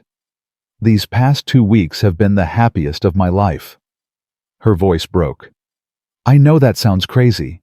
I know I've been hurt and scared and broken. But I've also been free. For the first time in 2 years I've been free. And that's because of you." "Clara, let me finish." She turned to face him. "You saved my life. Not just on that road, not just by taking me in. You saved me by seeing me, by believing me, by treating me like a human being instead of a thing to be owned." Tears were streaming down her face now. "Whatever happens tomorrow, I need you to know that. I need you to know that you gave me something Silas never could. You gave me hope." Caleb was silent for a long time. When he finally spoke, his voice was rough. "Clara, I've been dead for 7 years. I've been walking around breathing, eating, sleeping, but I haven't been alive. Not really. Not since Sarah and Emma." He reached out and took her hand. "You brought me back. You gave me a reason to care about something again, to fight for something again. Whatever happens tomorrow, I need you to know that too." They sat there in the darkness, holding hands, two broken people who had somehow found each other. And when the sun rose the next morning, they faced it together. The courthouse in Copper Creek was packed. Every seat was taken, and people stood along the walls craning their necks to see. Farmers in dusty overalls, shopkeepers in pressed shirts, women in their Sunday best, clutching handkerchiefs. They had come from miles around, drawn by the scandal, by the whispers, by the chance to witness something they would talk about for years. Clara sat at the front of the room, her hands folded in her lap, her face pale but calm. She wore a simple gray dress that Dr. Holloway had brought her high-necked to hide the fading bruises on her throat. Her hair was pulled back in a neat bun. She looked respectable, normal. Nothing like the broken creature who had crawled out of the darkness 2 weeks ago. Caleb sat behind her close enough that she could feel his presence. He had not been allowed to sit beside her. The judge had ruled that he was a defendant in his own right, accused of crimes that could send him to prison. But he was there, and that was enough. Across the aisle, Silas Brennan sat with his lawyer, a slick man from Wichita named Harrison Webb. Silas was dressed in his finest suit, his hair combed, his face arranged in an expression of wounded dignity. He looked like a man who had been wronged, a man who only wanted his poor, troubled wife back. Clara did not look at him. She could not. Judge Avery called the court to order, and the room fell silent. "We are here today to address the charges filed by Mr. Silas Brennan against Mr. Caleb Hartwell," the judge began. "Kidnapping, assault, and theft of property. Mr. Webb, you may present your case." Harrison Webb rose with the easy confidence of a man who had won 100 cases and expected to win 100 more. "Thank you, Your Honor. The facts of this case are simple. On the night of October 15th, Mr. Caleb Hartwell came to the Brennan Ranch under the pretense of looking at a horse. While there, he encountered Mrs. Clara Brennan, a woman of fragile mental state who has a documented history of delusions and self-harm. Clara's hands tightened in her lap, but she did not react. Mr. Hartwell, taking advantage of Mrs. Brennan's confused state, convinced her to leave with him. He then assaulted Mr. Brennan when he tried to stop the abduction and stole a valuable mare from the stable. Webb paused for effect. "This is not a case of rescue, Your Honor. This is a case of manipulation. Mr. Hartwell saw a vulnerable woman and exploited her. He should be held accountable for his crimes." A murmur ran through the crowd. Clara could feel the eyes on her, judging, weighing, deciding. Judge Avery nodded. "Sheriff McAllister, you are representing Mrs. Brennan's interests in this matter." McAllister stood. He was not a lawyer, but he had agreed to speak on Clara's behalf. It was irregular, but the judge had allowed it. "I am, Your Honor, and I would like to call Mrs. Clara Brennan to the stand." Clara's heart stopped. This was it. The moment she had been dreading and preparing for. The moment that would decide everything. She rose on legs that felt like water and walked to the witness stand. The eyes of the entire town followed her. She could feel Silas watching her too, his gaze burning into the side of her face. She sat down, placed her hands flat on the wooden rail in front of her, took a breath.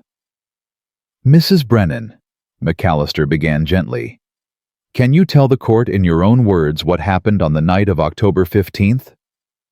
Clara swallowed hard. Her throat was dry. Her heart was pounding so loud she was sure everyone could hear it. "I ran away," she said. Her voice came out thin, barely audible.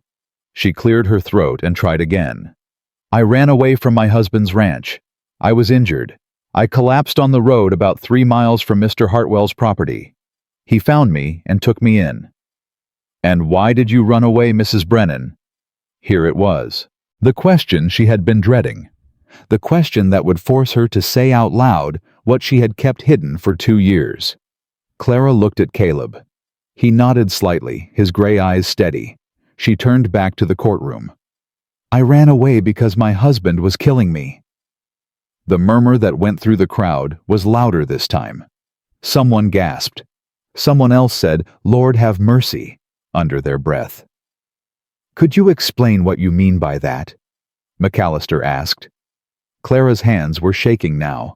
She pressed them harder against the rail. "For 2 years my husband has beaten me. He has locked me in the barn for days at a time. He has tied me up and whipped me with his belt. He has done things—" Her voice cracked and she had to stop, had to breathe, had to find the strength to continue. "He has done things that no husband should ever do to a wife." "Objection!" Harrison Webb shot to his feet. "Your Honor, this is slander. Mrs. Brennan is clearly disturbed. She has a history of making false accusations." "I have no such history," Clara said, her voice suddenly sharp. "I have never accused my husband of anything. Not to the doctor, not to the preacher, not to anyone. Because I was too afraid. Because he told me no one would believe me." "Mrs. Brennan," Webb started. "He told me I was crazy. He told me I hurt myself. He told me that if I ever tried to leave, he would have me committed to an asylum where I would rot for the rest of my life." Clara was standing now, her whole body trembling, but her voice was strong. "I believed him. For 2 years I believed every word. But I was wrong. I am not crazy. I am not making this up. And I will not be silent anymore." The courtroom erupted. People were shouting, some in support, some in outrage. Judge Avery banged his gavel. "Order, order in the court." Slowly the noise subsided. Clara sank back into her chair, her legs no longer able to hold her up. Webb smoothed his jacket and approached the stand. His smile was thin and cold. "Mrs. Brennan, you claim your husband beat you. Do you have any proof of these accusations?" "I have scars on my back from his belt. I have marks on my wrists from being tied up. I have 3 broken ribs that are still healing." "And how do we know you didn't inflict those injuries on yourself?" "Why would I do that?" "Because you're mentally unstable. Because you wanted attention. Because you wanted an excuse to leave your husband and run off with another man." "That's not true." "Isn't it?" Webb leaned closer, his voice dropping to a conspiratorial whisper that still carried through the silent room. "Isn't it true that you were seen talking to Mr. Hartwell at the general store 2 months ago? Isn't it true that you smiled at him, flirted with him? I did no such thing." "But your husband saw you, didn't he? And he confronted you about it, and he beat me for it." Clara's voice was flat. "He beat me because I said good morning to a man who held the door open for me. He accused me of having an affair. He said I was a whore. He said I needed to be taught a lesson." Webb's smile faltered just for a moment. "And you expect us to believe?" "I expect you to look at me." Clara stood again, and this time her voice rang through the courtroom like a bell. "I expect you to look at my face, at my body, at the evidence written on my skin, and tell me that I did this to myself. Go ahead, Mr. Webb. Look at me. and tell me I'm lying." Webb did not answer. Clara reached up and began to unbutton the high collar of her dress. A gasp went through the crowd. Someone called out for her to stop. But Clara did not stop. She pulled the collar open, revealing the yellow and purple bruises that still marked her throat. The fingerprints clearly visible where Silas had tried to strangle her. "Do these look self-inflicted to you?" she asked. Her voice was shaking now, but she did not stop. "Do these look like the marks of a woman who hurt herself for attention?" She turned around and began to unbutton the back of her dress. "Mrs. Brennan," Judge Avery said sharply, "this is highly irregular. Let her continue, Your Honor." The voice came from the back of the room. Dr. Holloway was standing, her face grim. "Let the court see what I saw when I examined this woman. Let them see what kind of man Silas Brennan really is." The judge hesitated. Then he nodded slowly. Clara let the back of her dress fall open, revealing her shoulders and upper back. The gasps that followed were not whispers. They were cries of horror. Women covered their mouths. Men looked away. One woman in the front row began to cry. Clara's back was a map of brutality. Welts from a belt, some fresh, some scarred over from months of healing and re-injury. Long cuts from something sharp, possibly a riding crop. Bruises in every shade of purple and yellow and green, layered on top of each other like the rings of a tree, each one telling its own terrible story. 2 years. Clara said, her voice barely above a whisper. 2 years of this. And I never said a word. Because I was afraid. Because I was ashamed. Because I thought it was my fault. She turned back to face the courtroom, pulling her dress closed. But it wasn't my fault. It was never my fault. And I am done being silent. The silence that followed was absolute. Then, from somewhere in the crowd, a woman's voice called out, "I believe you." Clara's head turned toward the voice. It was Ruth Cooper, the woman who owned the boarding house in town. A widow. A woman who had once been married to a man not unlike Silas Brennan. "I believe you," Ruth said again. "And I'm sorry. I'm sorry I didn't see it sooner." Another voice joined in. Then another. Women in the crowd standing one by one saying the words Clara had needed to hear for 2 years. "I believe you. I believe you. I believe you." Silas Brennan's face had gone white. He was gripping the edge of his table so hard his knuckles were bloodless. "This is ridiculous," he snarled. "This is a circus. Your Honor, I demand."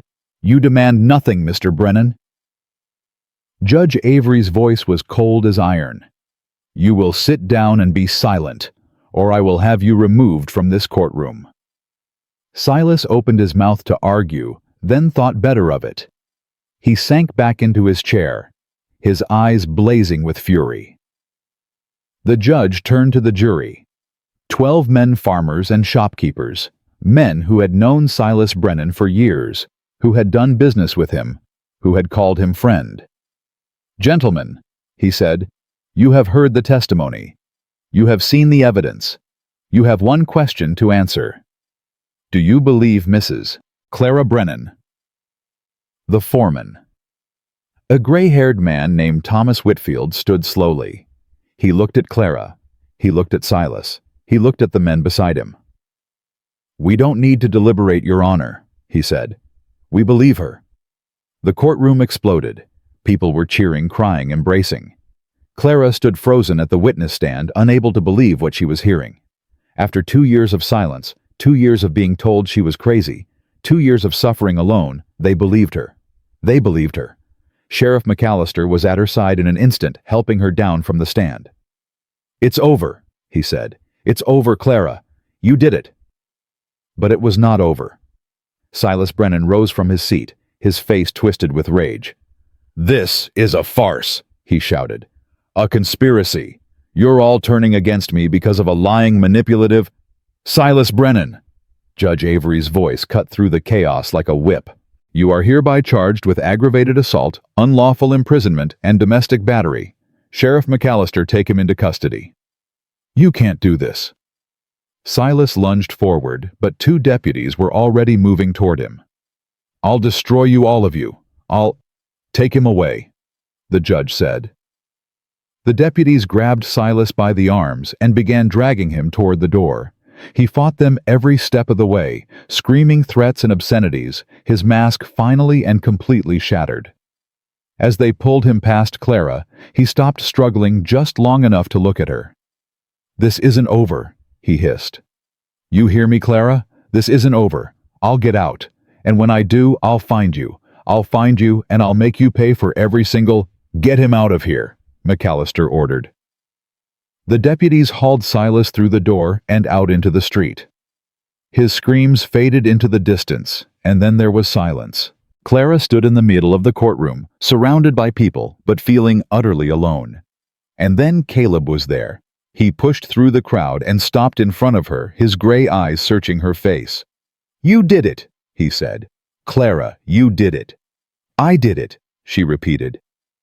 The word sounded strange in her mouth like a foreign language. "I actually did it. You were incredible. The bravest thing I've ever seen." Clara laughed a strange, choked sound that was half sob and half relief. "I was terrified. The whole time I was terrified." "I know, but you did it anyway." Caleb reached out and took her hands in his. "That's what courage is, Clara. Being scared and doing it anyway." She looked down at their joined hands. His were rough and calloused, the hands of a man who worked the land.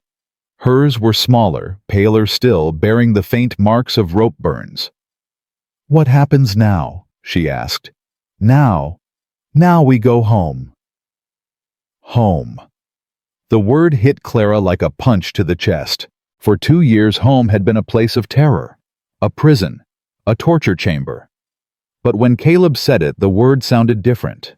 It sounded like safety, like peace, like a future she had never dared to imagine. "Home," she repeated softly. "If you want to," Caleb added quickly. "I mean, you don't have to. You're free now. You can go anywhere, do anything. If you want to go back east, start a new life somewhere else, I'll help you. I'll—" Clara reached up and placed her hand over his mouth, stopping the flood of words. "Caleb," she said, "I don't want to go back east. I don't want to start a new life somewhere else." "You don't—" "No." She lowered her hand and looked into his eyes. "I want to go home. With you." For a moment, Caleb did not move, did not breathe. Then slowly, a smile spread across his face. The first real smile Clara had ever seen from him. "Then let's go home," he said. They walked out of the courthouse together into the bright Kansas sunlight. The crowd parted before them, some people nodding in respect, others reaching out to touch Clara's arm or squeeze her hand. At the edge of the crowd, Dr. Holloway was waiting. "Well done," she said to Clara. "I knew you had iron in you." "Thank you, doctor, for everything." "Don't thank me. Thank yourself." Dr. Holloway glanced at Caleb, then back at Clara. "You two take care of each other, you hear? You've both been through hell. Now it's time to start living again." "We will," Clara said. "I promise." Dr. Holloway nodded once, then turned and walked away. Clara and Caleb stood alone on the courthouse steps, looking out at the town that had witnessed her darkest moment and her greatest triumph. "Are you ready?" Caleb asked. Clara took a deep breath. She thought about everything she had been through. The beatings, the torture, the years of silence and shame. The night she had crawled out of darkness, certain she was going to die. And she thought about everything that had come after. Caleb's kindness, his protection, his quiet, steady presence that had given her the strength to keep going when everything inside her wanted to give up. She was not the same woman who had collapsed on that road 2 weeks ago. She was not the broken creature who had begged a stranger to let her die. She was Clara Whitmore, survivor, fighter, free. "Yes," she said. "I'm ready." They climbed onto Caleb's horse and rode out of town, leaving Copper Creek behind them. The road stretched out before them, long and empty and full of possibility. And for the first time in 2 years, Clara looked toward the future without fear. The ride back to the ranch was quiet. Clara sat in front of Caleb, her back against his chest, his arms around her as he held the reins. Neither of them spoke. There was too much to say, and no words that felt big enough to say it. The sun was setting by the time they reached the gate. The sky was painted in shades of orange and pink and gold, and the prairie grass glowed in the dying light. Caleb helped Clara down from the horse, and she stood there for a moment, looking at the small wooden house that had become her sanctuary. "It's not much," Caleb said, following her gaze. "I know it's not what you're used to." "It's perfect," Clara said. "It's the most beautiful place I've ever seen." She walked up the porch steps and through the front door. Everything was exactly as she had left it, the table where she had practiced her testimony, the chair where Caleb had sat up all night to protect her, the bed where she had finally learned what it felt like to sleep without fear. Caleb followed her inside and stood by the door uncertain. "Clara," he said slowly, "I need to tell you something." She turned to face him. "What is it?" He took a deep breath. "When I found you on that road, I was ready to die. Not in a dramatic way. I wasn't planning anything. But I had stopped caring whether I lived or not. I was just existing, going through the motions, waiting for it to end." "Caleb, let me finish." He stepped closer, his gray eyes intense. "You changed that. You made me care again. You made me want to fight to live, to have a future. And I know it's too soon. I know you've been through hell, and the last thing you need is some fool rancher confusing things. But I need you to know." He stopped, struggling to find the words. "I need you to know that you saved me, Clara, just as much as I saved you." Clara felt tears welling up in her eyes. "You mean that?" "I mean every word. Caleb, I don't know how to do this. I don't know how to be in a relationship that isn't built on fear. I don't know how to trust someone with my heart. I don't know." "Neither do I." He took her hands in his. "I've been alone for 7 years. I've forgotten how to be with someone, how to let someone in. But I want to learn. With you, if you'll have me." Clara looked at him. This man who had stopped for a stranger, who had fought for her, who had given her something she thought she would never have again. Hope. "I'm scared," she whispered. "Me too." "What if we mess it up?" "Then we'll mess it up together, and we'll figure it out. Together." Clara laughed, a small shaky sound. "You make it sound so simple." "It's not simple. Nothing worth having ever is." Caleb squeezed her hands. "But I'm willing to try if you are." For a long moment, Clara did not speak. She just looked at him, at his weathered face and kind eyes, and the hope that was written in every line of his expression. Then she stepped forward and put her arms around him. It was not a passionate embrace.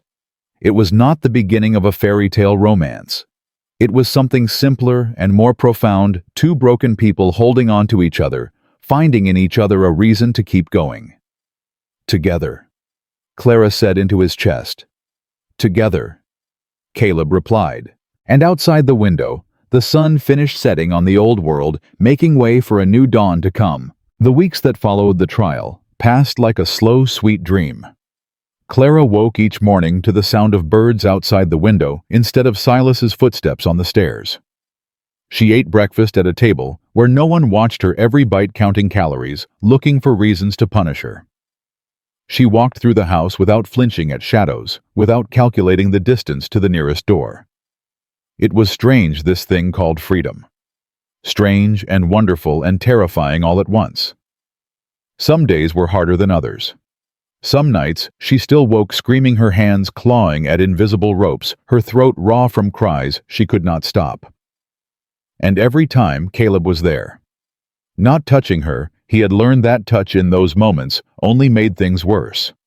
Just sitting in the doorway, his voice low and steady, talking her back from the edge of the nightmare until her breathing slowed and her hands stopped shaking. "I'm sorry," she said one night after a particularly bad episode. "I'm sorry I keep waking you." "Don't apologize. It's been 3 weeks. I should be better by now." "There's no timeline for healing, Clara." Caleb sat down on the edge of the bed, keeping a careful distance. "You spent 2 years in hell. You don't just walk away from that and forget it happened." "But you need your sleep. You have the ranch to run.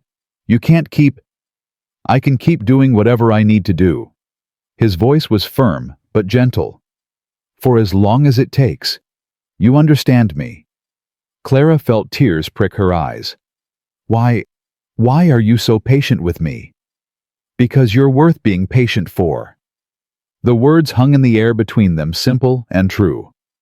Clara did not know how to respond, so she just nodded and pulled the blanket tighter around her shoulders. "Try to sleep," Caleb said, standing. "I'll be right outside if you need me." "Caleb." He stopped at the door. "Yeah. Thank you for everything." He smiled, that rare, quiet smile that she had come to treasure. "You don't have to thank me, Clara. Just get some rest." And somehow, with him nearby, she did. The first snow came early that year. Clara woke one morning to find the world transformed, everything white and clean and silent, as if the land itself had been given a fresh start. She stood at the window for a long time, watching the flakes drift down from the gray sky, feeling something shift inside her chest. "Beautiful, ain't it?" She turned to find Caleb standing behind her, 2 cups of coffee in his hands. "I've never seen anything like it," she said, taking the cup he offered. "In Boston, the snow was always dirty, gray and slushy and full of soot. But this is Kansas snow, clean and cold and honest." He stood beside her at the window. "Sarah used to love the first snow. She'd bundle up Emma and take her outside to make snow angels. I'd watch them from the porch, pretending to be annoyed at the cold, but really—" He paused, his voice catching. "Really, I just wanted to remember every second of it." Clara reached out and took his hand. "Tell me about Emma." "I've told you." "Tell me again, please." So he did. He told her about Emma's first steps, how she had walked straight into a pile of leaves and laughed so hard she fell over. He told her about her favorite doll, a raggedy thing named Miss Penelope that she carried everywhere. He told her about the songs Sarah used to sing to her at bedtime, and the way Emma's face would light up whenever Caleb came home from the fields. And as he talked, Clara watched his face change. The pain was still there. It would always be there. But something else was there too. Something softer. Something that looked almost like peace. "You loved them so much," she said when he finished. "I still do." "I know." She squeezed his hand. "And I think they would want you to be happy, Caleb. I think they would want you to live." He was quiet for a long moment. Then he turned to look at her, and his gray eyes were bright with unshed tears. "I'm trying," he said. "For the first time in 7 years, I'm really trying." "I know you are. And I'm proud of you." He laughed, a surprised sound.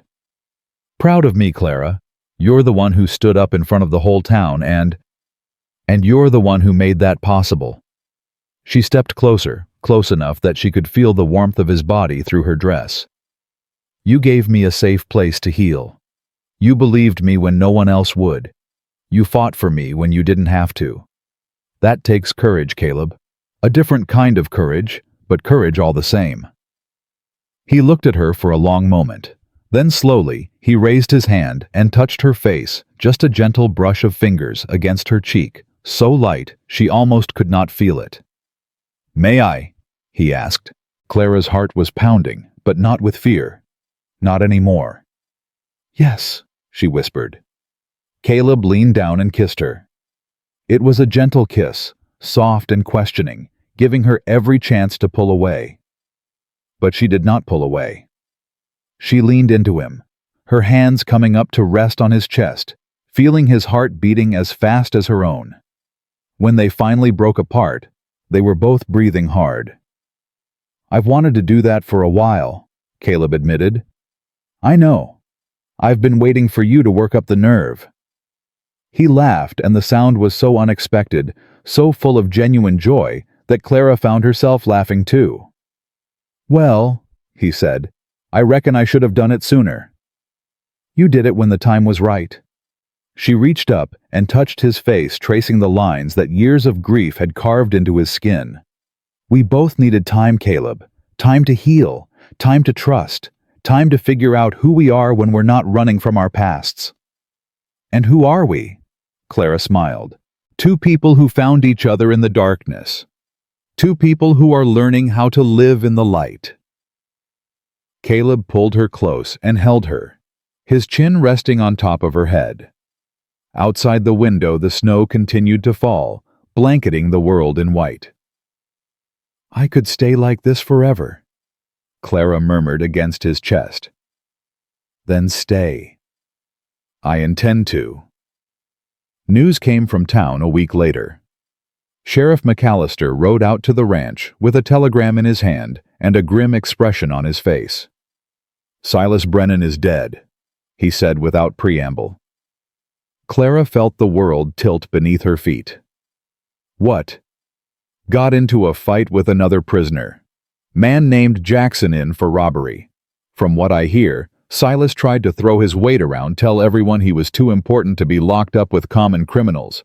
Jackson didn't take kindly to that." "How did it happen?" Caleb asked. "Stabbed. With a sharpened spoon, if you can believe it." McAllister shook his head. "Died before the guards could get to him. They say he was still screaming threats right up until the end." Clara did not know what to feel. Relief, grief, vindication. It was all mixed together, a tangled mess of emotions that she could not sort out. "Are you all right?" Caleb asked, putting a hand on her shoulder. "I don't know," she admitted. "I thought I would feel happy. I thought I would feel free. But I just feel empty." "Yes, empty." McAllister cleared his throat. "There's more. Silas left a will. Everything goes to you, Clara. The ranch, the money, all of it." Clara stared at him. "What?" "You were his wife. He never changed the will after you left. Legally, everything he owned is now yours." Clara thought about the ranch where she had spent 2 years in hell, the barn where she had been tied and beaten, the bedroom where she had learned to fear the sound of footsteps. "I don't want it," she said. "Clara," Caleb started. "I don't want it," she repeated, her voice firm. "I don't want his money. I don't want his land. I don't want anything that belonged to him." "Then sell it," McAllister said. "Use the money for something good. Build a new life." Clara was quiet for a long moment. Then slowly, an idea began to form. "The boarding house," she said. "Ruth Cooper's boarding house. She takes in women who have nowhere else to go, doesn't she?" "She does?" McAllister confirmed. "Then give the money to her. Let her expand. Let her help more women like me. Women who need a safe place to run to." McAllister looked at her with something like respect. "That's a generous thing to do. It's the only thing to do." Clara looked at Caleb. "I don't need Silas's money. I have everything I need right here." Caleb took her hand and squeezed it tight. McAllister nodded slowly. "I'll make the arrangements." And Clara, "For what it's worth, I'm glad things worked out for you. You deserve to be happy." "Thank you, Sheriff." After he left, Clara and Caleb stood on the porch watching his horse disappear down the road. "Are you sure about the money?" Caleb asked. "That's a lot to give away." "I'm sure." Clara leaned against him. "Money from Silas would be tainted. Every dollar would remind me of what he did. I'd rather have nothing and be free than have everything and be haunted." "You won't have nothing. You'll have me." "Is that a proposal, Mr. Hartwell?" The words came out before Clara could stop them, and she immediately felt her face flush with embarrassment. "I'm sorry, I didn't mean—" "Yes." Clara's heart stopped. "What?" Caleb turned to face her, taking both her hands in his. "Yes, it's a proposal. If you'll have me." Caleb, you don't have to. I know I don't have to. I want to. His gray eyes were steady on hers. I know it's too soon. I know we've only known each other a few weeks. I know there's 100 reasons why this is crazy. But Clara, I've spent 7 years being sensible. 7 years being careful. 7 years protecting my heart from anything that might hurt it. And I'm tired of being sensible. He lifted her hands to his lips and kissed them. I love you, Clara Whitmore. I don't know when it happened or how.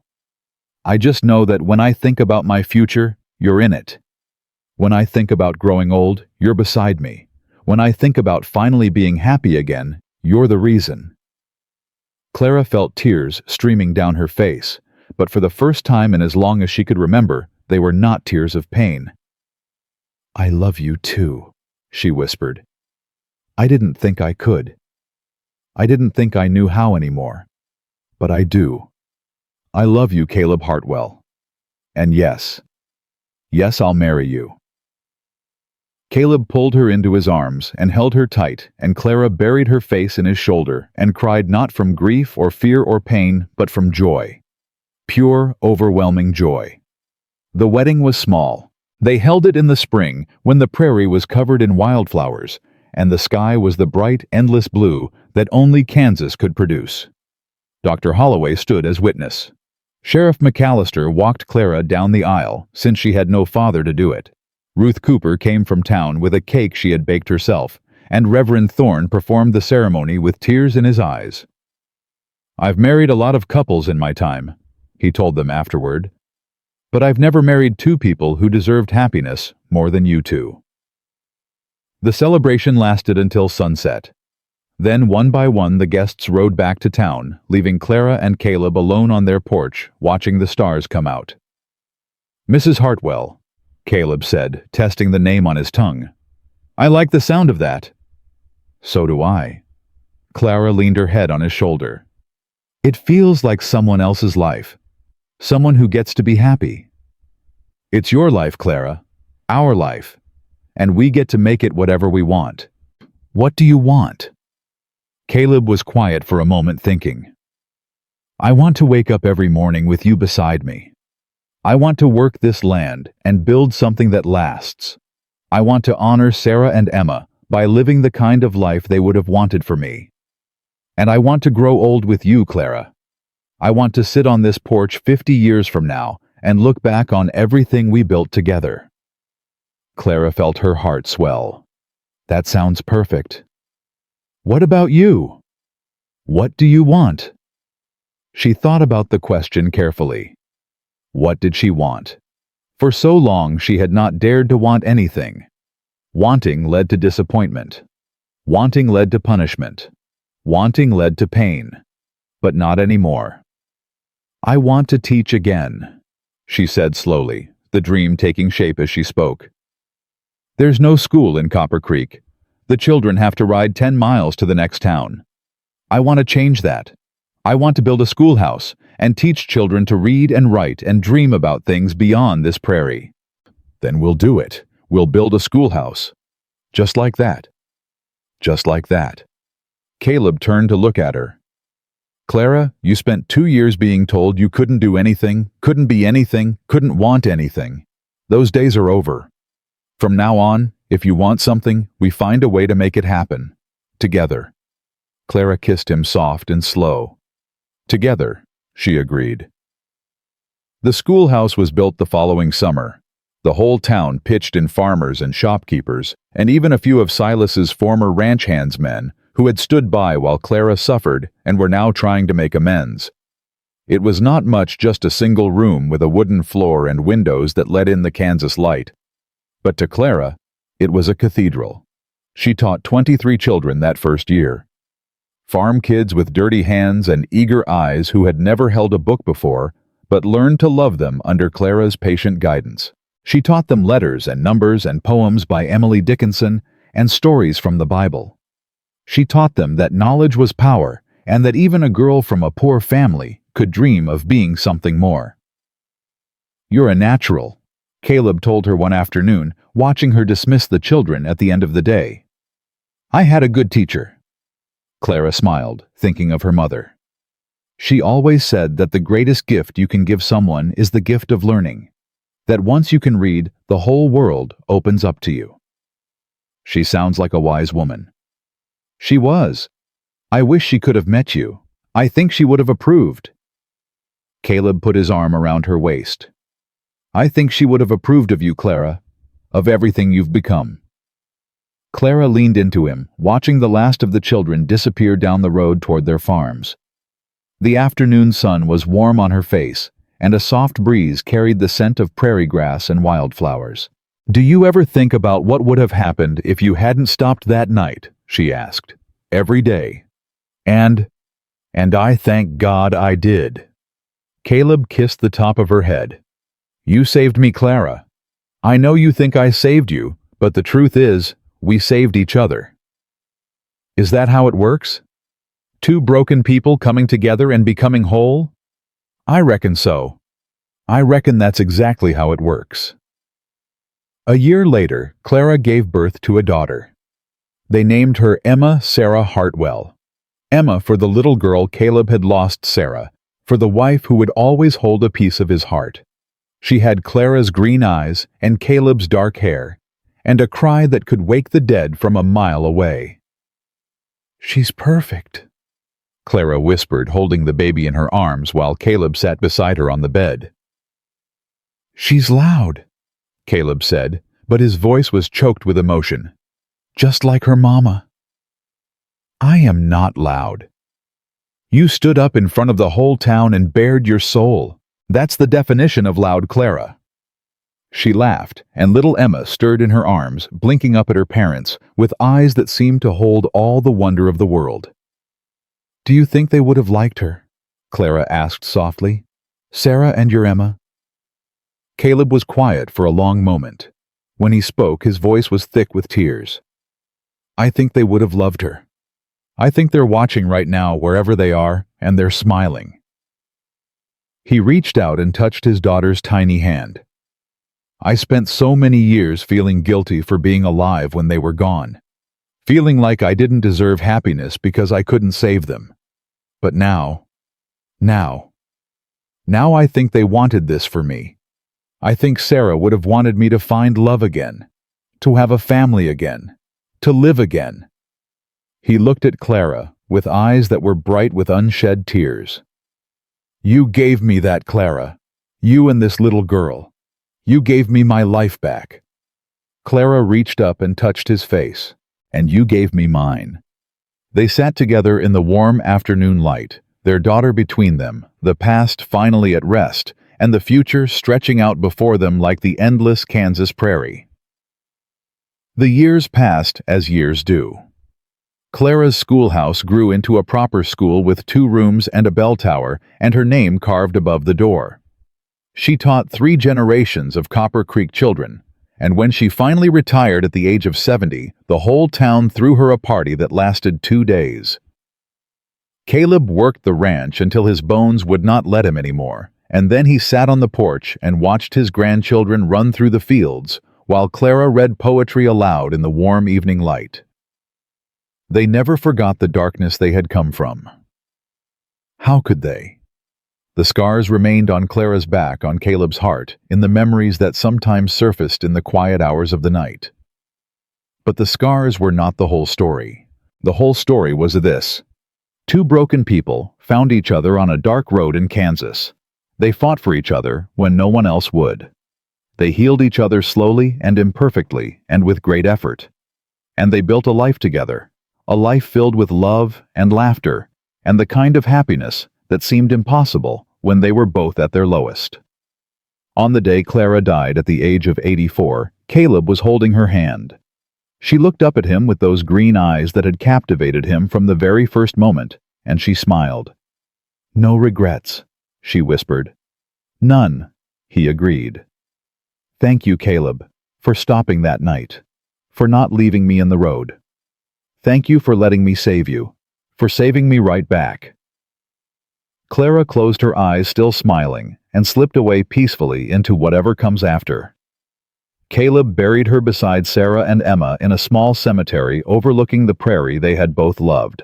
And when his time came 3 months later, he was laid to rest beside all three of them: his first wife, his first daughter, his second wife, who had given him a second chance at life.